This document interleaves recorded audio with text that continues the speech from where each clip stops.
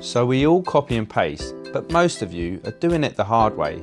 If you still copy things one by one, then you're wasting time.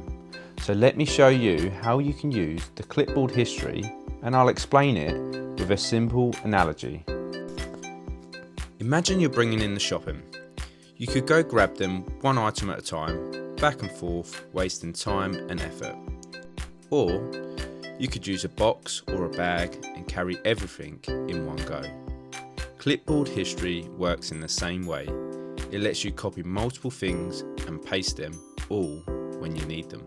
Here's how it works. Normally, when you copy something, you can only paste the last thing you copied. But with clipboard history, everything is saved.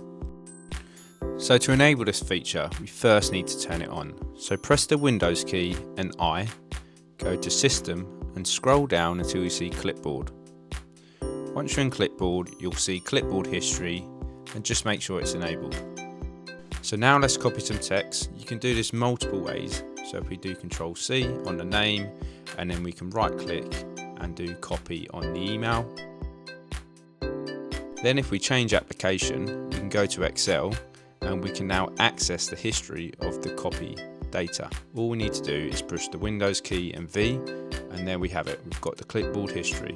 So we can select the data that we want to paste in, and then it pastes it into the cell that we want. Another useful feature when you push the Windows key V is that you can pin copied data. This means that you can save it for later.